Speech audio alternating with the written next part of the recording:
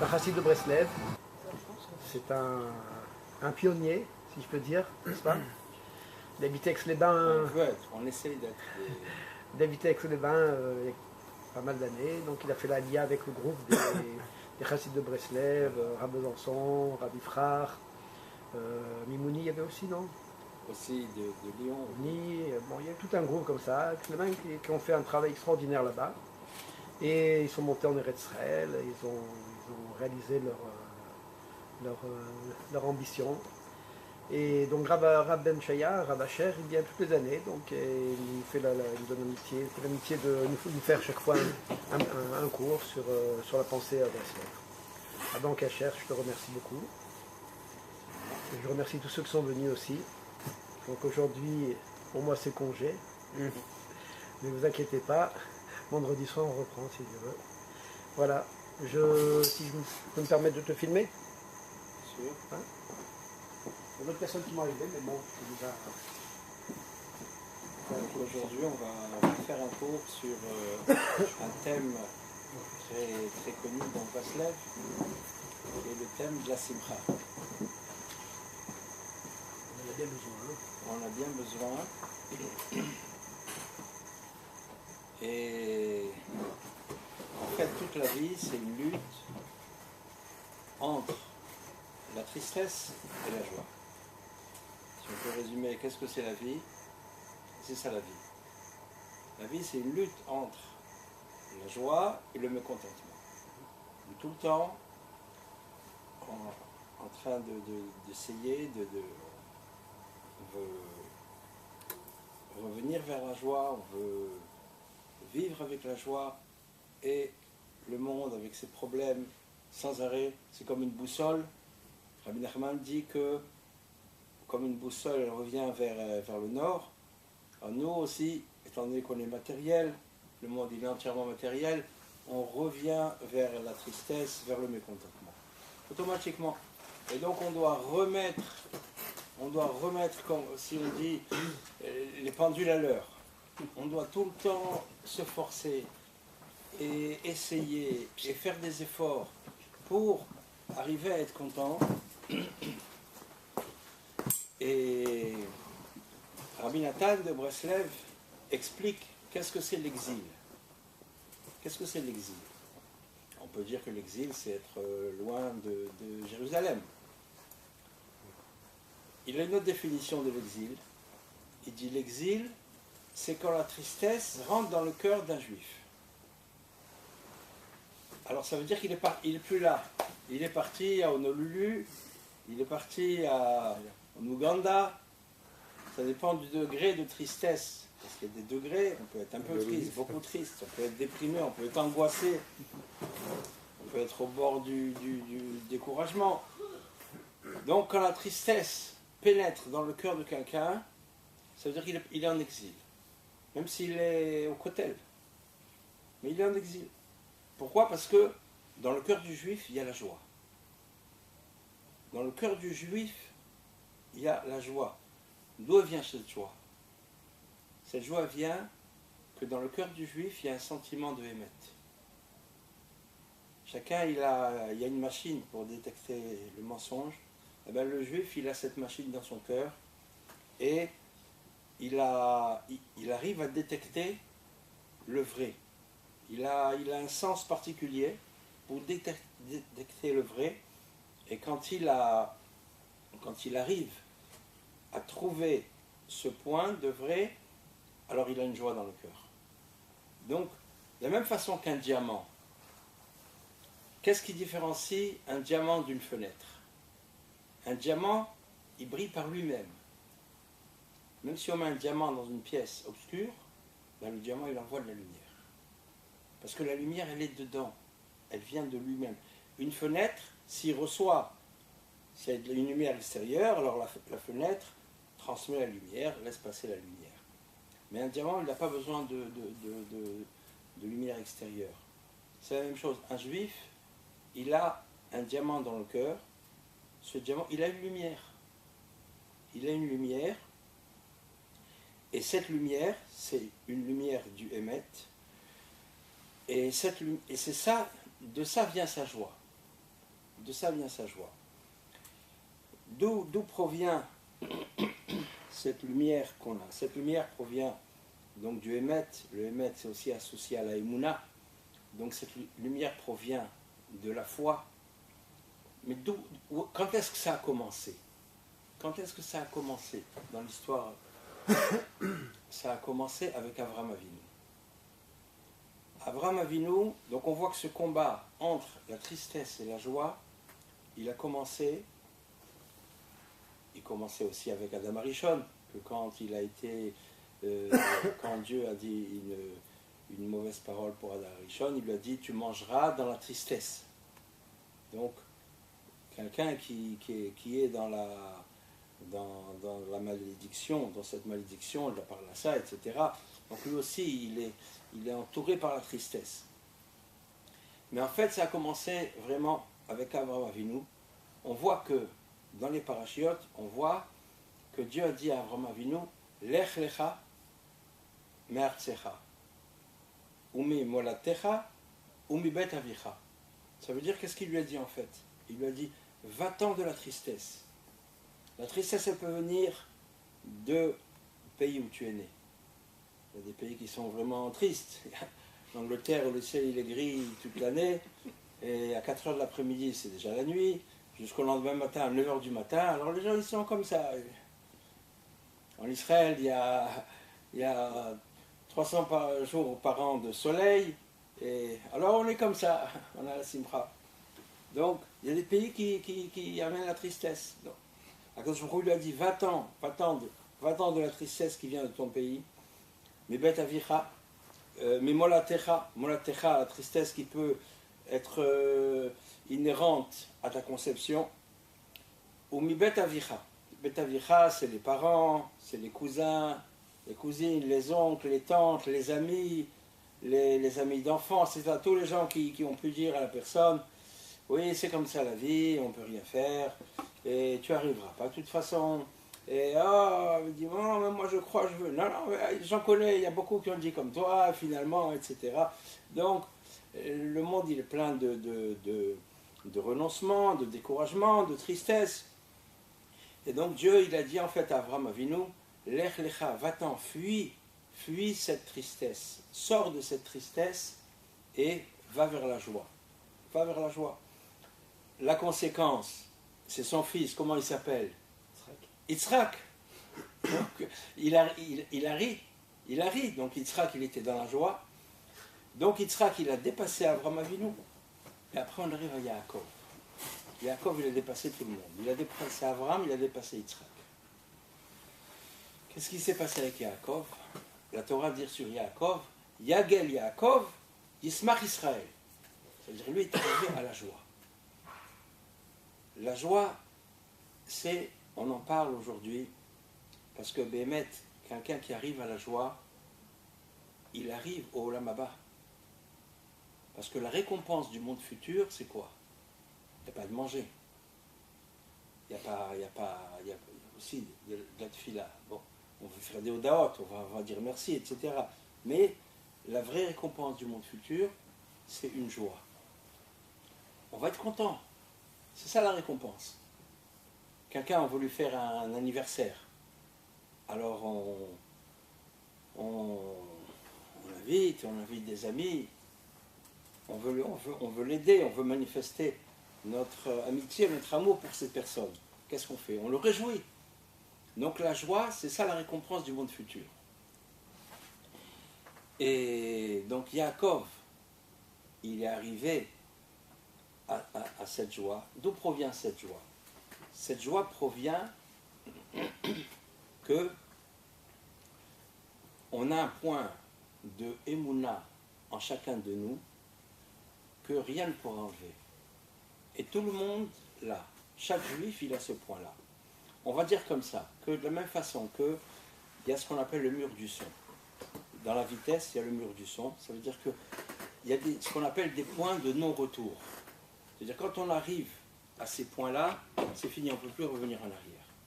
Alors, Avraham et Yitzhak, ils ont foncé, et ils sont arrivés jusqu'à Yaakov. Yaakov, il a dépassé le mur du son. Ça veut dire qu'il est arrivé à un point de non-retour. C'est quoi ce point de non-retour? ça veut dire que chaque enfant qui naîtra, dont la mère sera une descendante de Yaakov, une mère juive, chaque enfant aura en lui un point de Emouna qu'il ne peut plus enlever. Il ne peut pas l'enlever. On est différents, les goïms. On sent qu'on est différents. Quelle est cette différence? Cette différence, elle provient qu'on a reçu à la naissance un point de Emouna en nous qui ne pourra jamais partir. Et la différence, en fait, elle est là. Si on veut dire quelle est la différence entre un juif et un goy, quelle est la différence? La différence. Manger, on mange aussi. Intelligence, on est intelligent aussi. Bon, on est plus intelligent qu'eux quand même. Eux aussi, c'est OK, mais eux aussi ils sont intelligents. La différence, elle est là. C'est que un goy, il peut vivre sans émouna. On peut rencontrer des goyim qui croient en rien. Mais vraiment en rien. Ils ne croient pas. Ni en Dieu, Shalom, ni en rien, ni... Il croit que ce qu'il aime, ce qu'il a besoin, ce qui lui fait plaisir. Il n'a aucune émouna. Maintenant, on peut rencontrer aussi des juifs qui disent ils ne sont pas chômeurs Shabbat, Yom Kippour, à peine comme ça, un petit peu. Et il y a des juifs aussi qui vont plus loin, ils disent moi je crois pas, je ne suis pas croyant, etc. Mais en vérité, ce n'est pas vrai. Parce que si un juif, il est certain dans son cœur de ne pas croire, ça veut dire qu'il arrive à renier, mais profondément vraiment, alors il meurt tout de suite. Parce que chez le juif, la vie et la neshama, c'est une seule chose. Chez un goy, la vie physique et la émouna, c'est deux choses.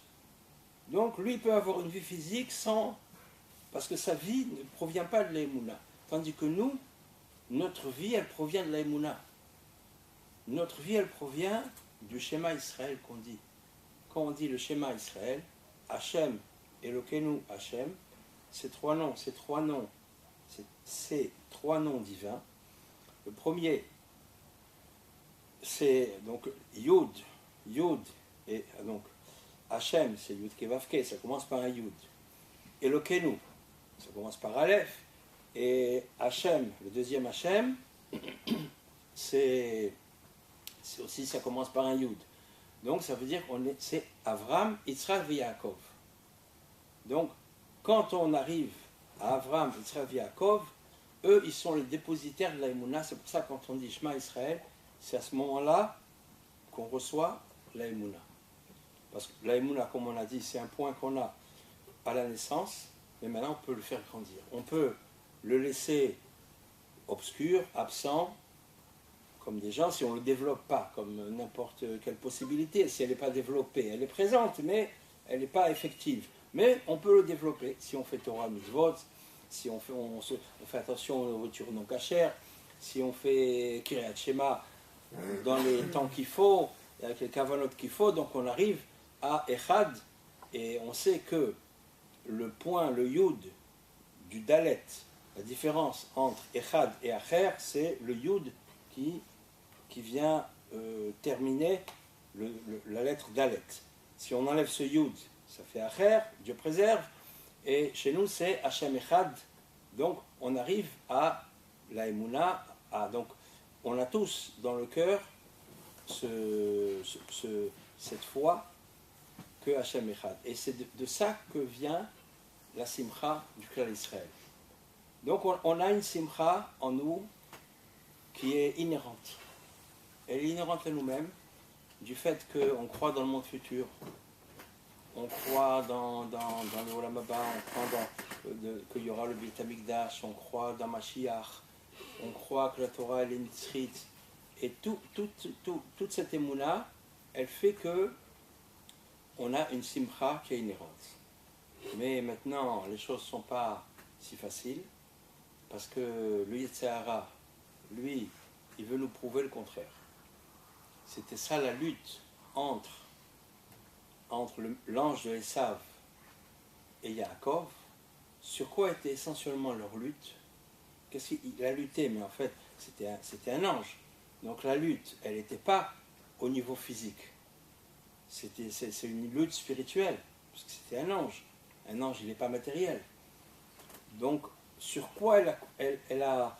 Donc, c'est le bien qui lutte contre le mal, on est d'accord. Mais sur quel point précisément l'ange de Esav, il a voulu rallonger l'exil. Il a voulu rallonger l'exil, il a voulu décourager. Donc il a voulu enlever la joie de Yaakov. Lui, Yaakov, on a expliqué qu'il est arrivé à une tellement grande émouna que depuis lui jusqu'à toutes les générations, jusqu'à Mashiach, il y aura toujours de la émouna chez un juif. Quand il va naître avec un point de émouna. Donc automatiquement, il va être différent d'un goy, déjà à la naissance. Et quand Yaakov il est arrivé à un résultat pareil, il le savait. Comme on dit, il y a des points de non-retour. Aussi pour Moshe Rabbeinu, par exemple, c'est marqué Becha, Akadosh Baruch Hu, il a dit à Moshe Rabbeinu, Becha yaminu leolam. Est-ce qu'il y a un juif au monde qui ne croit pas dans Moshe Rabbeinu? Aucun. C'est marqué dans la Torah, Hachem il lui a dit Becha yaminu leolam. Ça veut dire, Moshe Rabbeinu, lui aussi il a eu un point de non-retour. Ça veut dire que la Bechira, tout homme sur terre a le choix, puisque la vie, le monde, il est basé sur le choix, le bien ou le mal. Moshe Rabbeinu, une fois qu'il a dépassé un certain point, il n'avait plus la possibilité de faire le mal. Donc ces tzadikim, ces grands tzadikim, ils sont arrivés à un niveau qu'ils n'ont plus le choix entre le bien et le mal. C'est quoi leur choix alors alors ils ont fini, alors ils ne doivent plus vivre. Non, on voit qu'ils ont continué. C'est quoi leur choix? C'est quoi? C'est le choix entre le bien et encore meilleur. Entre le bien et encore meilleur. Par exemple, quand Dieu a dit à Moshe Rabbeinu, va dire aux béné Israël de se préparer, je vais leur donner la Torah, ils doivent se séparer des femmes 2 jours. Très bien. Dieu il a dit. Maintenant, Moshe Rabbeinu, ça lui a trottiné dans la tête ces 2 jours. Il a réfléchi, il a fait un compte avec quand est-ce qu'il est monté, quand est-ce que lui a parlé. Il a dit, en fait, c'est 2 jours. En vérité, moi, je comprends que c'est 3 jours. Et il a dit, non, c'est pas 2 jours, c'est 3 jours. Et quand il a parlé au béné Israël, Dieu a dit que vous préparez 3 jours. Et il a bien deviné. Il a deviné ce que Dieu voulait. Donc, s'il avait dit 2 jours, il aurait fait mal. Non, il n'aurait pas fait mal, puisqu'il aurait fait ce qu'Hachem il a dit.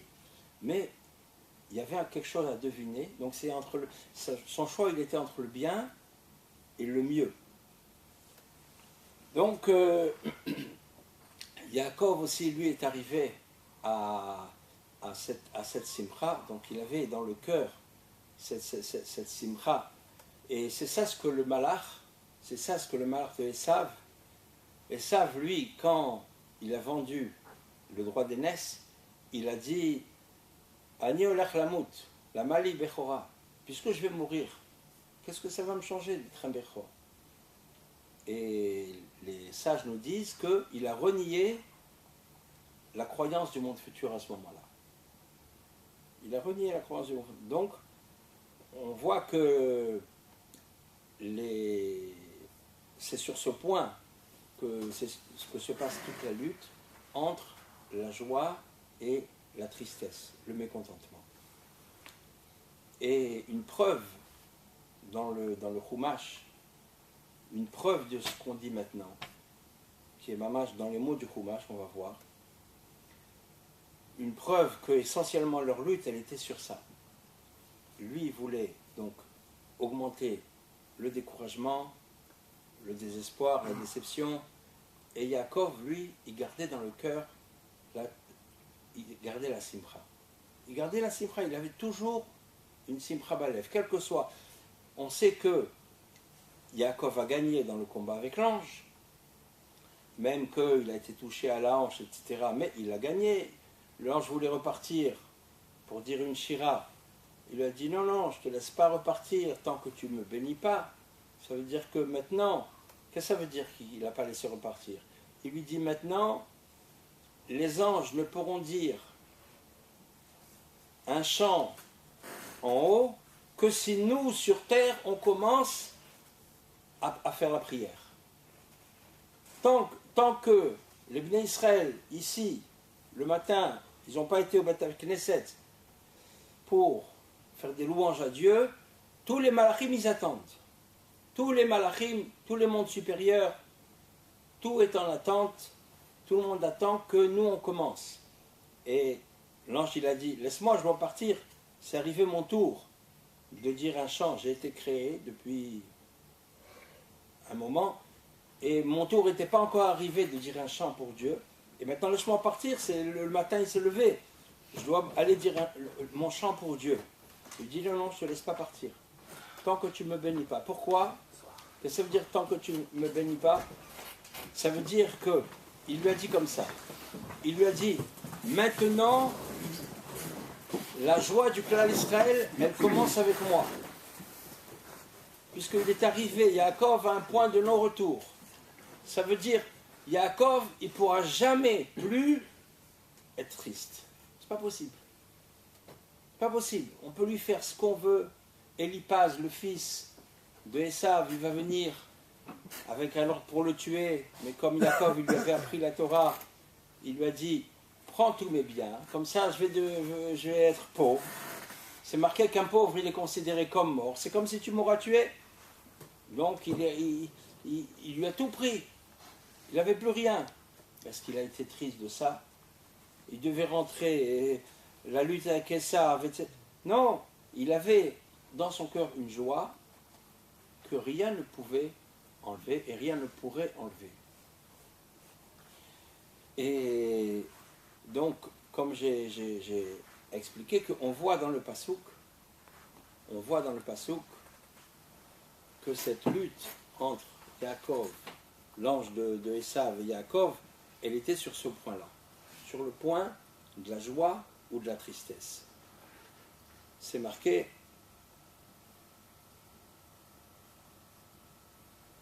Vaïvater Yaakov levado. Yaakov est resté tout seul. Après qu'il a fait passer toutes les femmes, les enfants, il a fait passer le fleuve, il est resté tout seul. Aussi, on peut discuter sur ce mot levado. Pourquoi c'est pas marqué Vaïvater Rak Yaakov ou Vaïvater Yaakov? Donc on comprend, il est resté que Yaakov. Pourquoi ce mot levado? Il y a une grande phrase qui dit En od mi levado. En od mi levado, ça veut dire c'est une déclaration de Emouna. Ça veut dire il n'y a que Dieu sur terre. Il n'y a pas moi, il n'y a pas vous, il n'y a pas de table, il n'y a rien. Il n'y a rien. Il n'y a que Dieu. Dieu, il est présent dans chaque chose et en fait, chaque chose, elle ne fait que représenter la divinité qui est sur terre. Même dans le monde matériel, il y a la divinité et en fait, on est entouré, c'est ce qu'on dit dans Alinu Shabeach, Bashamayim Ma'al Ve'al Rifdachad En Od. En Od, ça veut dire il n'y a plus rien.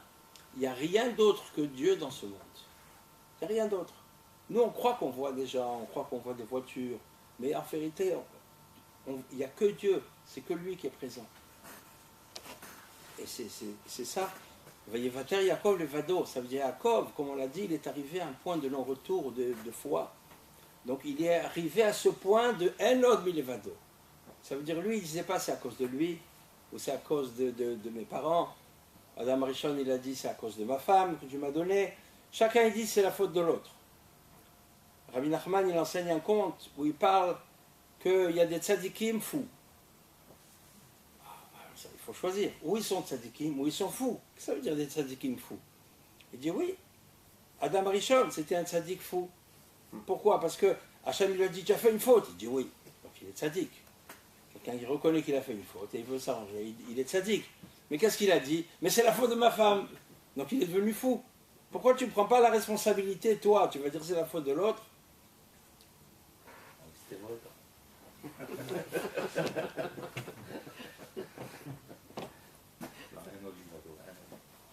Donc, on voit dans le Passouk, Vaïvater Yaakov levado, Vaï avec Ishemo Adalot HaShachar. Il y a Ish, qui est l'ange de Esav, qui a lutté avec lui jusqu'au matin. Maintenant, qu'est-ce que c'est? Pourquoi il y a ce mot de Vayavek? C'est un mot très bizarre qui apparaît une seule fois dans le Chumash. Il veut dire qu'ils se sont empoignés, qu'ils ont lutté. Mais pourquoi ce Rashi dit c'est la Lachon Avak, signification de poussière, de terre. Pourquoi ça parle de terre maintenant? Et qu'est-ce que il dit? Alors on explique que comme deux personnes qui se disputent, alors quand elles s'empoignent, ils bougent et ils font lever de la terre et de la poussière. Et ça nous avance à quoi dans le pshat du Pasuk? L'ange, il lutte avec Yaakov, Yaakov il le gagne, le matin va se lever, d'accord, ça c'est le pshat du Pasuk. Que ça me change de savoir, que ça m'ajoute de savoir qu'il y avait de la poussière. Il y a des commentaires qui disent que cette poussière, elle allait jusqu'au Kisei HaKavod, jusqu'au trône divin. Alors, c'est quoi ça? On va expliquer avec ce qu'on a dit. En vérité, on explique dans les livres de Kabbalah que le monde il a été fait de 4 éléments. La terre, l'eau, le feu et l'air. Et chaque élément, il est conduit, donc il véhicule une mida. Ça peut être une qualité ou un défaut. L'élément terre, il a comme qualité Emouna, mais il a comme défaut la tristesse. Le mal de l'élémentaire, c'est la paresse, la tristesse, le monde minéral. Le monde minéral, ça ne bouge pas, toujours la même chose. C'est comme les Arabes, ils sont là comme ça, ils ne bougent pas. Jusqu'à Maktoub, ça c'est la terre. Azvout, ça pèse, c'est lourd. Donc, c'est ça ce qui nous dit le Pasuk. Leur lutte, elle était sur la terre, sur la poussière. L'ange de Esav, il voulait augmenter cet élément terre. Il voulait faire tomber Yaakov dans la tristesse, dans le minéral, dans le mécontentement. Et donc on voit, c'est exactement ce qu'on a dit. Et on arrive sur Adalot HaShachar. Alors ça veut dire plusieurs choses. Non, c'est-à-dire que tu as dit que ça montait jusqu'au-dessus. Jusqu'au Kisei HaKavod. Ça veut dire que jusqu'au Kisei HaKavod, mais pas plus. Ad ve'ad, ça veut dire jusque, mais pas. Pourquoi? Parce que chez Hachem, il n'y a que de la simcha. Chez Hachem, il n'y a aucune atzvut. Donc les tzadikim qui arrivent jusqu'au niveau d'Hachem, pour ainsi dire, donc c'est pour ça qu'ils arrivent à un niveau de simcha que plus rien ne peut, quoi qu'il leur arrive, même il y a des difficultés, etc., mais plus rien ne peut leur enlever la joie qu'il y a dans le cœur. Ils ont une joie dans le cœur. On voit les tzadikim, comment ils aiment chacun du clan d'Israël. Pourquoi ils nous aiment? Ils nous aiment parce que quelqu'un qui n'a pas de joie, il ne peut pas aimer. Quelqu'un, s'il est triste, alors il déteste. Il déteste tout le monde. Parce que sa tristesse, elle ne lui donne pas le sentiment d'amour. Tandis que la joie, elle donne le sentiment d'amour. Les tzadikim, ils arrivent à nous aimer, tous, et ils nous aiment comme leur fils. Comme Dieu, il nous aime comme ses enfants. Pourquoi? Parce qu'il a la simcha dans son cœur. Et ces enseignements, Rabotai, très très très importants. Le Rav Arush, il dit que la tristesse, c'est une clipa très très dure. Très très dure. C'est une écorce très dure. C'est pas en 5 minutes, ni en 5 jours, ni en 5 semaines qu'on peut l'enlever. Et on lutte contre la tristesse. On va dans un mariage, on va avec des amis, on écoute de la musique, on ne veut pas tomber, on ne veut pas se faire avoir et tomber dans le mécontentement. Alors on lutte. Après, on se repose un peu. Ça revient. Ça revient. On croyait qu'on avait gagné. Ça y est, on est sorti la veille. On est sorti, on est rentré, on était content. Au Hachem, on a fait un effort. On ne s'est pas laissé aller. Le lendemain matin, boum, encore, elle revient. C'est une écorce très très dure. Et Bémet, donc la lutte, elle était Adalot HaShachar. Adalot HaShachar, c'est la venue de Mashiach. L'aube, le matin, c'est Mashiach, c'est Méramès, donc l'exil. c'est la nuit, et le matin, c'est la venue de Mashiach. Ça veut dire que cette lutte, elle va continuer jusqu'à Mashiach. Donc c'est une lutte très très longue. Et les tzadikim, et quand l'ange de Yaakov, il l'a tapé dans le nerf sciatique, il a tapé les pieds, ça veut dire qu'il a tapé en fait, il a voulu atteindre et affaiblir les dernières générations qui représentent les talons. Nous on est aujourd'hui les talons de Mashiach, ça veut dire on est les dernières générations.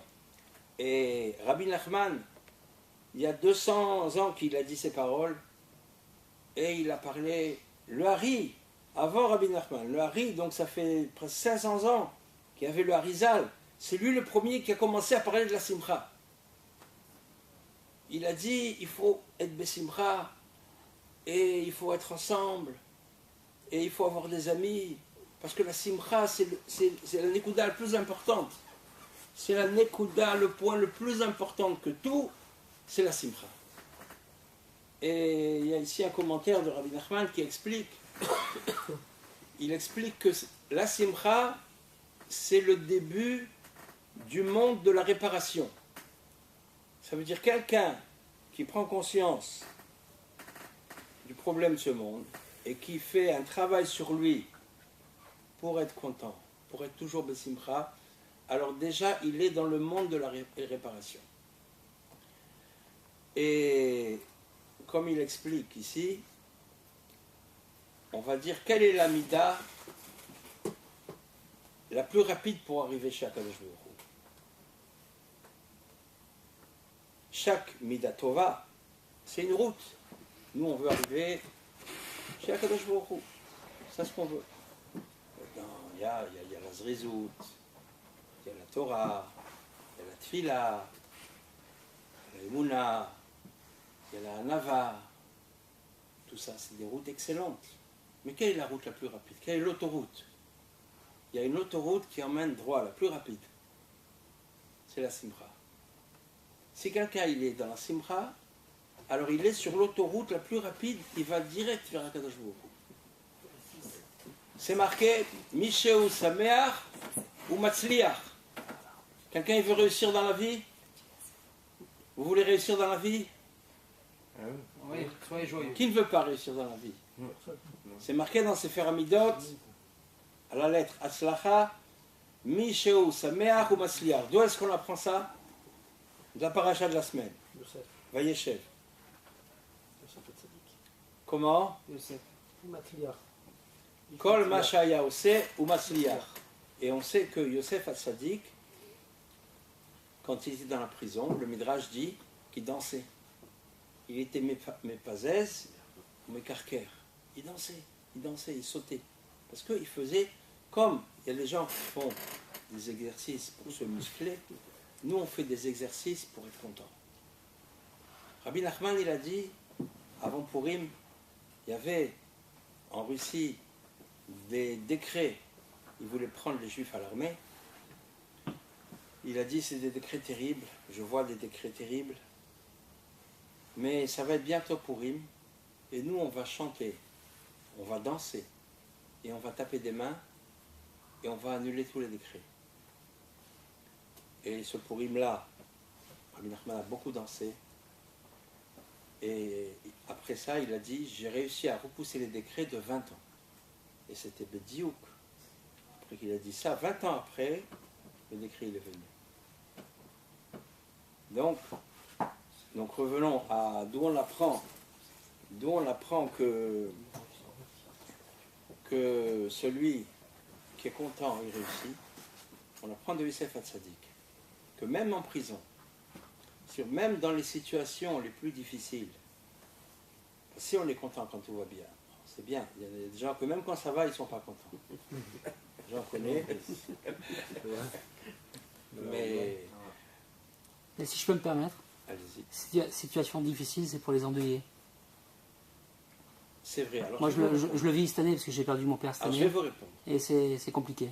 Je vais vous répondre. Parce que le cœur, il pleure aussi. Hein. Très bien, je vais vous répondre. quand est-ce que c'était la vente du droit d'aînesse entre Yaakov et Esav? C'était quel jour? Dites-moi, c'était quel jour? Le jour du deuil d'Avram Avinu. Le jour où Avram Avinu était mort. Qu'est-ce qu'il a fait, Yaakov? Il a voulu consoler son père. Donc on fait un repas pour les endeuillés. Qu'est-ce qu'il a servi? Il a servi des lentilles. Pourquoi des lentilles? Il y a plusieurs raisons. On dit que les lentilles elles sont rondes. Ça veut dire que la roue elle tourne. Aujourd'hui, vous êtes dans cette situation.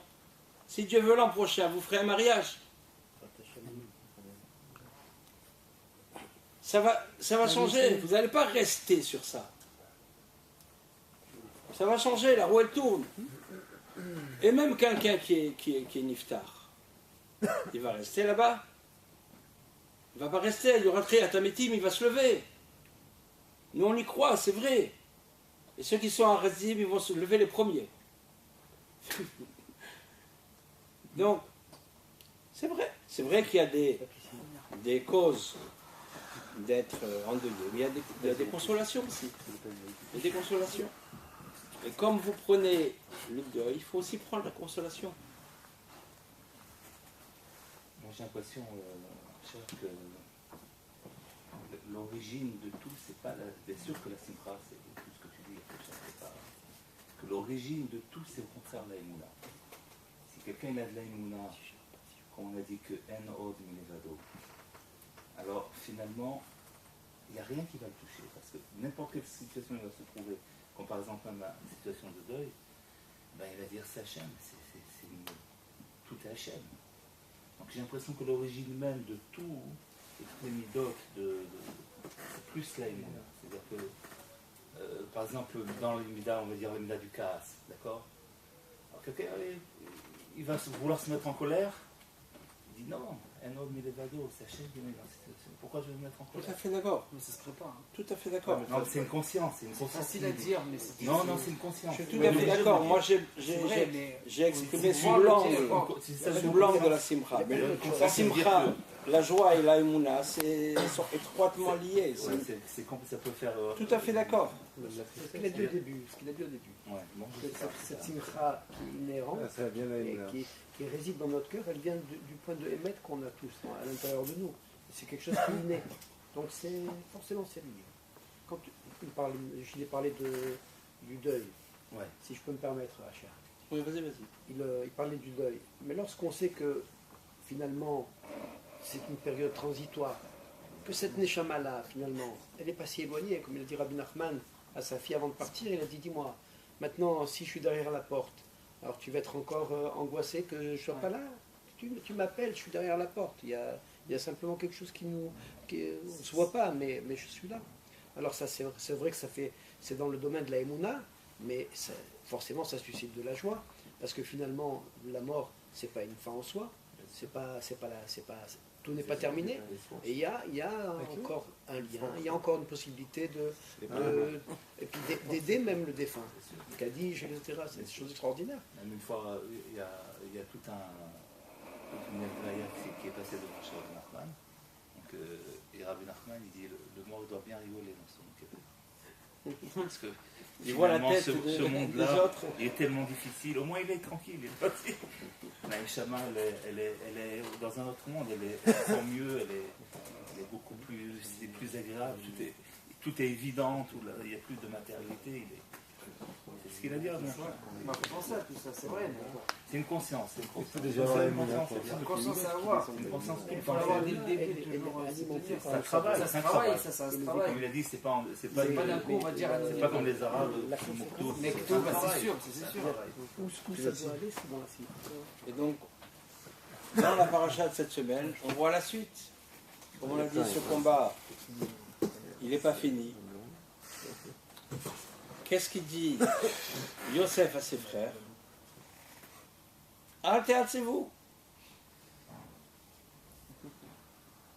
On traduit poliment, ne vous affligez pas. Ne vous affligez pas. En hébreu, c'est dispa, pour ça que tu n'arrives plus à le dire maintenant. Ouais, il a du mal à parler en Perdu français mon- maintenant. En hébreu, c'est perdu mon dispa, français. s'affliger. Ne vous affligez pas. Mais entre nous, qu'est-ce que ça veut dire? Ne vous angoissez pas. Parce qu'ils ont dit, waouh, qu'est-ce qu'on a fait? On a vendu Yosef. Quelle avéra. La vente de Yosef, c'est ça qui va... Les diarougé malchout, c'est pour expier la vente de Yosef. On a fait une erreur terrible. Il leur a dit, non, c'est pas vous. Parce que les Tséhara, qu'est-ce qu'il veut? Nous faire une faute.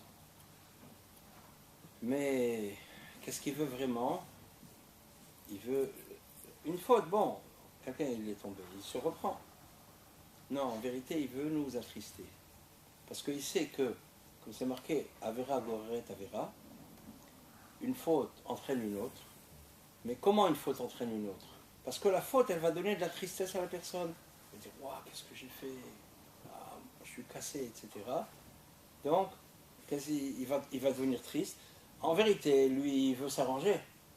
Mais dans nos générations, si on veut s'arranger en regardant le mal qu'il y a en nous, alors, dès qu'on va voir le mal qu'il y a en nous, il est tellement grand, Dieu préserve, qu'on va être cassé complètement. Et si on est cassé complètement, alors ça y est, la porte elle est ouverte pour toutes les fautes. Dieu protège. C'est pour ça que les tzadikim qui ont vu ça, ils ont vu ce qui allait se passer ces générations, ils nous ont dit faites attention à la tristesse, faites attention au découragement. Ne soyez jamais découragés, même si quelqu'un, Rabbi Nachman il a dit tel que vous me voyez, même si moi je fais une faute, alors je resterai le même après. Qu'est-ce qu'il y a? J'ai fait une faute, d'accord, ça va. Je ferai tchouva. Quand? Dans un mois, dans 6 mois, je ferai tchouva. Et moi, pour l'instant, elle ne va pas me casser la faute. Je vais rester le même, je continue.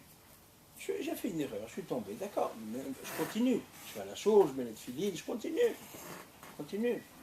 Le Tzahara, lui, va dire, waouh, qu'est-ce que tu as fait? Mais tu vois pas, ça y est, c'est pas pour toi, etc. Il va le décourager complètement. Donc, et on voit ça, cette attitude, c'est ce qu'il a eu Yosef Hatzadik.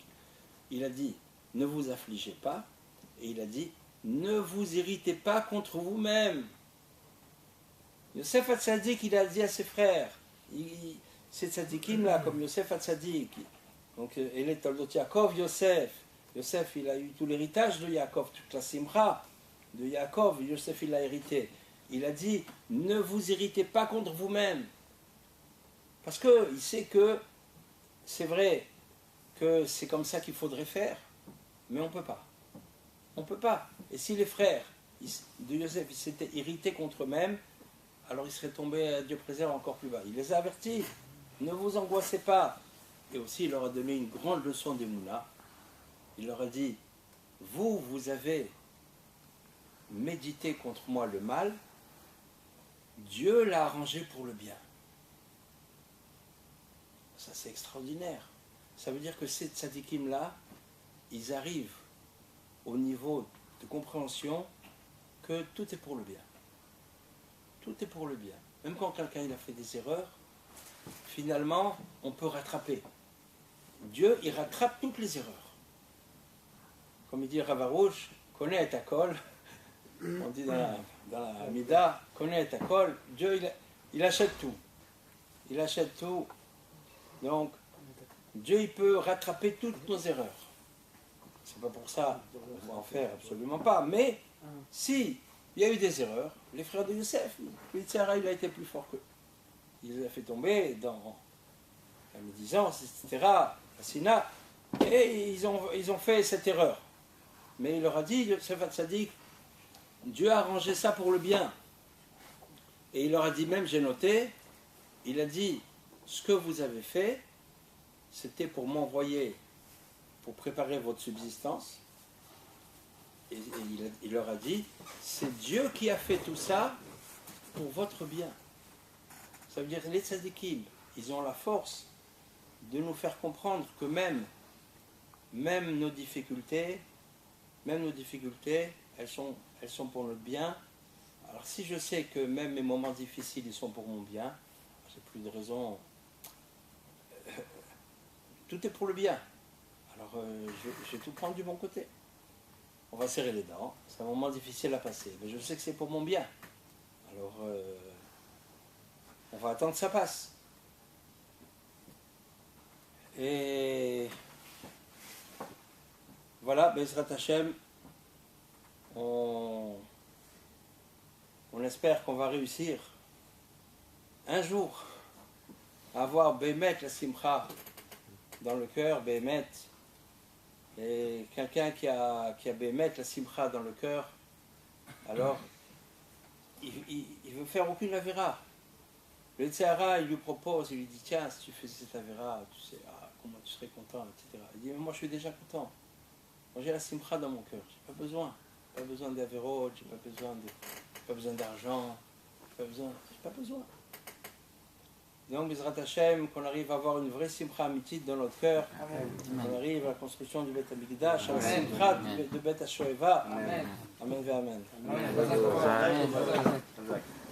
Pour le Ravarouche, c'est que dans la simcha, c'est-à-dire tu dois remercier. Cette simcha-là, c'est fait pour arriver à remercier Hachem. C'est marqué que la Géoula, Daniel, c'est marqué que la Géoula, Teloer Baemuna. C'est la Géoula, parce qu'on est dans les générations d'être sauvés, les Hashem avec Mashiach et tout, on avance dans ce sens-là. Maintenant, la Emouna, donc elle dépend, en fait, la Géoula, pardon, elle dépend de la Emouna. Et Ravarouche, il rajoute que, bien sûr, qu'on parle d'une Géoula Klali, c'est-à-dire d'une manière générale, mais c'est une Géoula pratique de chacun d'entre nous. Donc maintenant, cette simcha, cette émouna-là, donc tu dois l'attirer, d'accord? Tu dois l'attirer dans ce monde-là, d'accord, par la simcha bien sûr, et aussi donc par les remerciements, c'est ça qu'il explique. Pourquoi? Parce que quand il va voir Mashiach Bezrat Hashem, avec le troisième Beth Amikdash, tous les korbanot et tous les sacrifices ils vont être annulés. On parle bien sûr des sacrifices yachid de chacun. Et il va rester un seul sacrifice. Un seul. Lequel? Korban Toda. Le korban des remerciements, c'est tout. On va faire qu'une chose, c'est remercier Hachem. Il n'y aura plus Yetzirah, il n'y aura plus tous les autres sacrifices vis-à-vis des fautes qu'on faisait, ça. Puisque finalement, on verra, il y aura un dévoilement total de l'identité d'Hachem. Dans cette table, on va voir Hachem. La matérialité va refléter même après le jour au commencement. Donc maintenant, qu'est-ce qui va nous rester? Que le Korban Tova, c'est de remercier Hachem. On va remercier pour tout. Il dit si tu vas être Mamshir, mais dès maintenant, dans nos générations, dès maintenant, cette simcha-là, cette émouna-là, et cette géoula-là, tu dois remercier Hachem dans tout. Et lui, il va très fort. Il dit par exemple, ah merci Hachem, j'ai une chaise pour m'asseoir. Ah merci Hachem, j'ai une table pour manger. Ah merci Hachem, j'ai une voiture qui m'a permis de venir au shiur. Ah merci Hachem, il y a un chauffage. Il remercie. C'est la routine qui fait que... Il remercie. Il dit même tu manges, tu fais Birkat Hamazon. Oui, mais c'est la routine qui fait qu'on ne peut pas remercier justement. Non, c'est une conscience, c'est vrai, tu as raison. C'est une conscience qui fait que... C'est-à-dire que tu es distrait en fait. C'est une distraction de la vie, elle te fait que tu es distrait. Exactement. Mais il faut ranimer toujours cette conscience-là. C'est ça. Toujours cette conscience. Et tu attires une vérité. La Géoula, c'est vraiment la résumption finale. Et non seulement pour le peuple d'Israël, mais même pour toi. Tu mets Hachem au premier plan. Tu remercies tout le temps Hachem, tu merci Hachem pour ça. Merci. C'est vrai. Quand tout va bien, c'est gentil.